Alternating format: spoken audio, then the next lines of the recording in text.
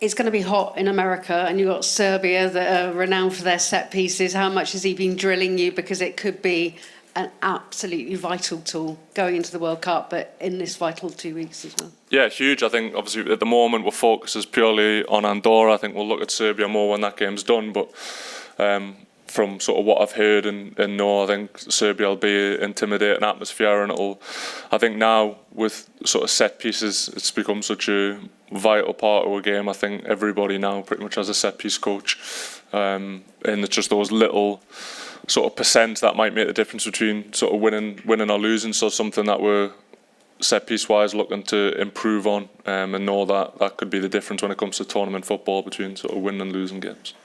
Thomas Gibson. Hi Dan. Obviously throughout the season, obviously you have these camps throughout the Premier League season as well. When you're working closely with Thomas and you're working closely with Eddie Howe, what are the different qualities you see in each manager?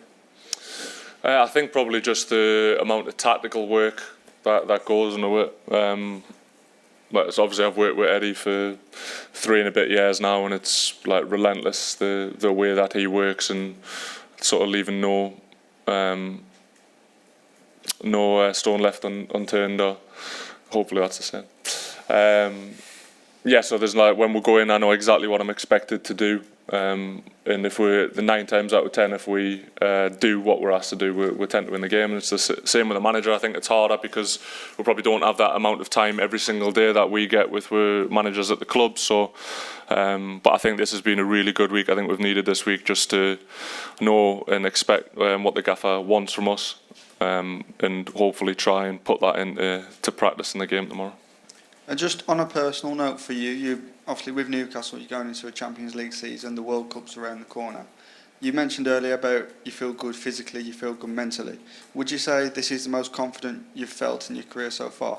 Yeah, I think so. I think I've been playing well for a long time now, and I think that's built a lot of confidence in us. Obviously been successful last season with sort of winning the League Cup and getting into the Champions League, so I feel in a really good place, and I still feel as if the older I'm getting, I'm still getting better, so I think that sort of fills us with confidence as well. And it's exciting. It's an exciting season now that I'm sort of 33-year-old and I'm getting the chance to play Champions League football again, and the possibility of maybe making a World Cup squad is just motivates us to just want to keep pushing myself further. Thomas Tuchel's had 4 games in charge now, 2 camps. You've started 2 of those games, and it looks like you're starting this one as well, otherwise you wouldn't be sitting there, so congratulations on that. But are you starting to feel a part of it? I mean, I remember when we first spoke to you when you came in, and you said, look, some people think I'm only here for this one camp. No, I want to be part of the World Cup squad. Yeah. Are you starting to feel a part of the furniture now? Yeah, definitely. I think the first camp was amazing to be there, but I feel like the more camps I go on now, like I feel sort of more confident in my own ability to play at this level. I think it's sort of the unknown when you come here. Until you've played a game, you don't really know if you can do it. But now that I've done it and I'm sort of starting to build up the camps, what's this, camp 3 now, 3 to go, I feel like I should be here and deserve my place. I like that, 3 and 3 to go. You're clearly thinking about the World Cup as well. But 100%. Listen, I've got to ask you about your club. There's an elephant in the room here, and I'm sorry, we wouldn't normally, when you're on England duty, ask about it, but it's been such an extraordinary and difficult summer for Newcastle. That eventual, protracted, painful departure of Alexander Isak. How do you feel about that, and how do you feel towards him as a former teammate and the way he behaved? I'm glad it's done. I think we wanted the transfer window to close just to have a bit of clarity on it. But listen, I've been in football long enough to understand that for a player, the careers are short and they've got things that they want to achieve. So for me, I'm happy that it's over. Alex is a mate, so it was a tough situation because you want him to be around and helping the team, but also understand for him what he needs to do personally. So listen, I've got nothing but sort of good wishes for Alex. No animosity towards him? No animosity. I think listen, obviously as a Newcastle fan, and you know what Newcastle fans are like, we're very protective of our club and we're City, and you want players to be there who want to play for Newcastle, and you don't want them to sort of naively think that there's anywhere else to go apart from playing at Newcastle, so I understand why our fans are frustrated. But as I said, I think I've been in the game long enough now to understand what goes on, and as I said, I wish Alex all the best apart from when we play Liverpool, obviously. Thanks, Dan, for doing that. All right. Thanks. Hi Dan, as you said, you feel a bit more established and settled now here in the England camp, and Thomas Tuchel always speaks so highly of you, qualities on the pitch and what you bring off the pitch as well, but just how does that make you feel? Has that made you settle as well? Yeah, definitely. I think, as I said, the more camps that I'm taking a lot more confidence from it.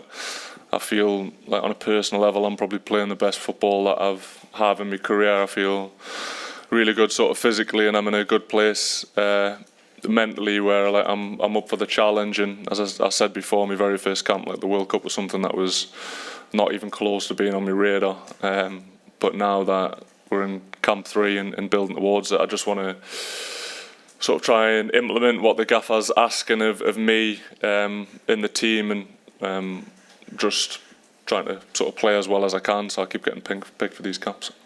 With that, and you counting down to the World Cup and it being at the end of this season and it feeling in touching distance, does it make you want to pull more out of yourself every time you play a game, basically? Yeah, I think I try and go in with that mentality that I'm just leaving absolutely everything out there. I've always tried to in my career not have any regrets and think, oh, I wish I had done this or done that. So I'm just trying to do exactly what the manager's asked, and I think there was probably a lot of learning from the last time we played Andorra.